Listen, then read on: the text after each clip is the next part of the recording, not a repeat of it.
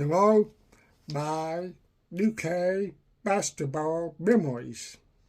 Now, before we start, I would like to tell you that I'm severely hard of hearing, and I need to read with some voice.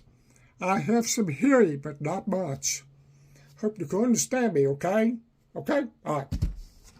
I have been a sportswriter in Kentucky, covering the Wildcats since 1975.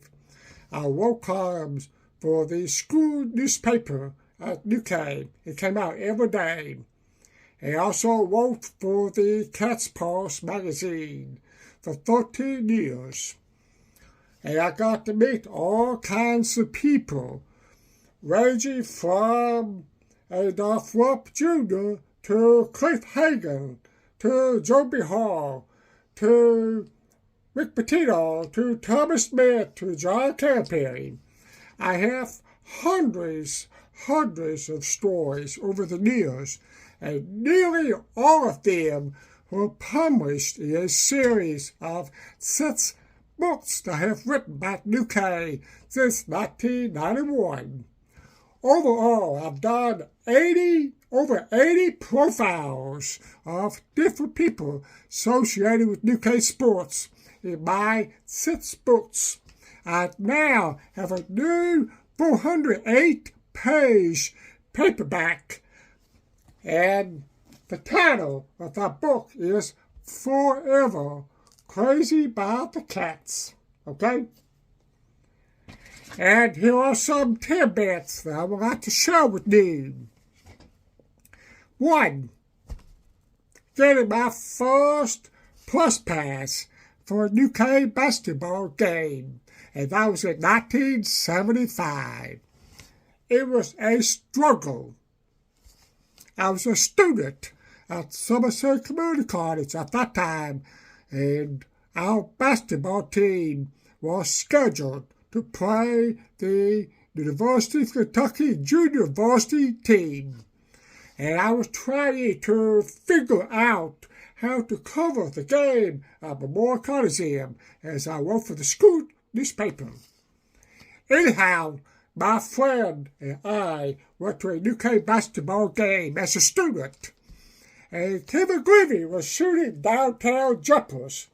He was an All-American at that time. That was in January. That game was in January. And I noticed some radio and newspaper people were sitting on the press row next to the forum. So I asked the usher about getting a seat on the press row near the forum. And he pointed me to Russell Rice, the PR man for UK. He was standing about 25 or 30 feet away from us. And I approached him by getting a pass for the UK Junior Varsity and Somerset Community College basketball game, along with the UK Varsity game in February.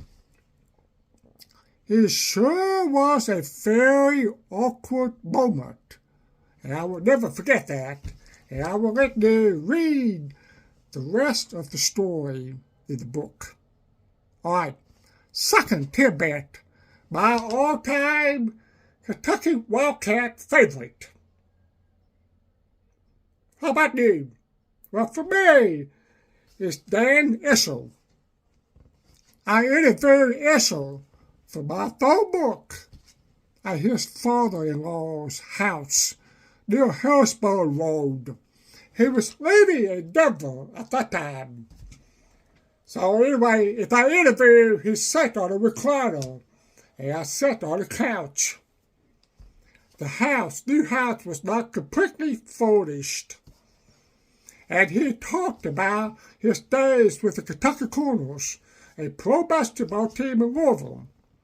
He also talked about Coach Rupp's love for bourbon whiskey. Both Issel and Rupp spent a lot of time together when they were with the Kentucky Colonels. Rupp was already retired from coaching at that time. And I have some stories in the new book also. Now, another tidbit.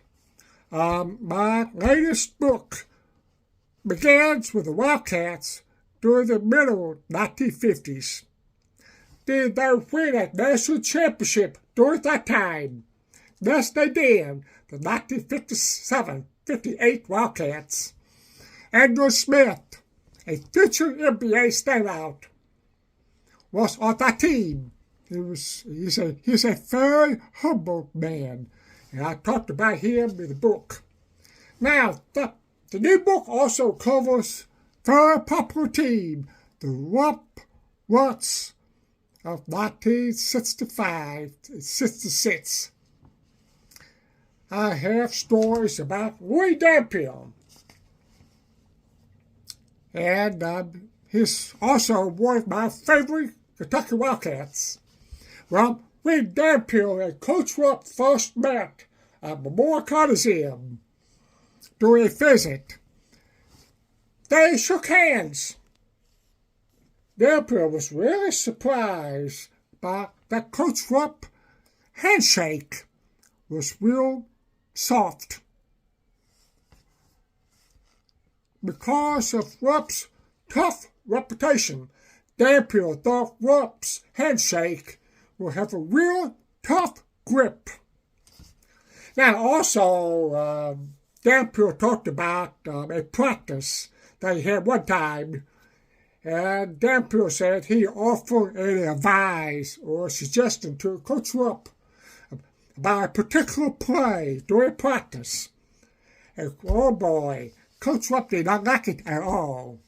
Tell him, go take Bob, which meant go to the showers. Dampier was really nervous at that time, thinking Coach Rupp might have kicked him off the team. It was a scary moment for him. The new book also has a chapter on Dan Issel, Mike Pratt, Mike Casey Nears. I interviewed all of them, Mike Casey was great. I met him in Louisville many, many years ago. As you may know, he was from Shelby County. He discussed Tom Payne's struggles at UK. Casey said many people were very mean to Tom Payne. Payne was a 7-footer, and he was the first African American to get a basketball scholarship to play at UK. Mike Casey sadly passed away in 2009 with heart problems. He was very humble and acting. Another tidbit. Rupp did not like Issel plans for marriage to UK cheerleader. Coach tried to talk Issel out of it, saying basketball won't be number one. Issel said, well, basketball hasn't been number one with this girl, but I think I've done pretty well. I thought that was neat. Okay, another tidbit is my interview with Coach Rick Pitino that took place in 1990 at the beginning of his second year at Kentucky when the Wildcats were still under NCAA probation. With no postseason tournament. It was the first time we had met each other. Coach Pitino was not real open at the beginning of the interview, offering only brief comments. Maybe it was because he had a bad practice with the team, or maybe it's because he didn't know me very well. He was not in a very good mood, but as he went on during this 45-minute interview, he became much open, and the interview was a great success. Okay, another tidbit. The nicest guy at UK. Nicest guy that I've met at UK. What do you think? Probably Sam Newton. He was a classy gentleman who was working at the school's athletic director.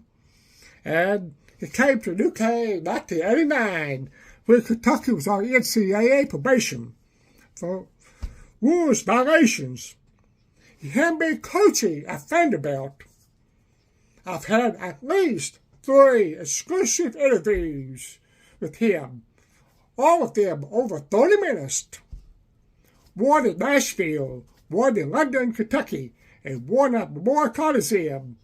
He was very honest and open with me. Now, in my new book, I wrote that when he was coaching at Vanderbilt, he rarely called timeout in the last minute of the ball game. That's because he prepared his team for late game situations in practice. And Newton won 2/3 of his games that were decided by 3 points or less. He had a record of 32-16.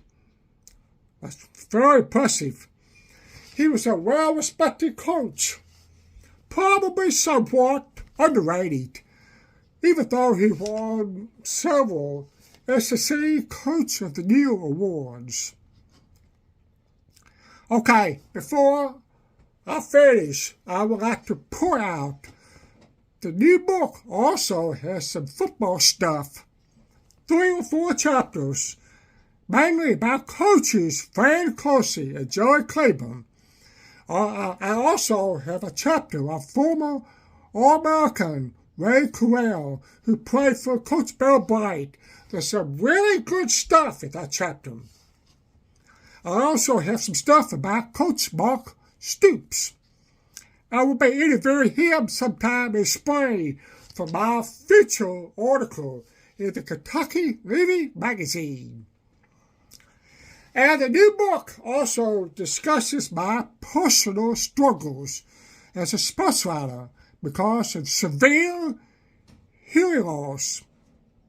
Near-deafness is part memoir. So, if you like personal stuff, as well as new case stories and interviews, this could be the book for you. According to editorial and customer reviews, some say it's the best book that I have done. I'm very, very flattered. I hope they're all right. Well, thank you, and have a good week. Go Cats! Bye-bye.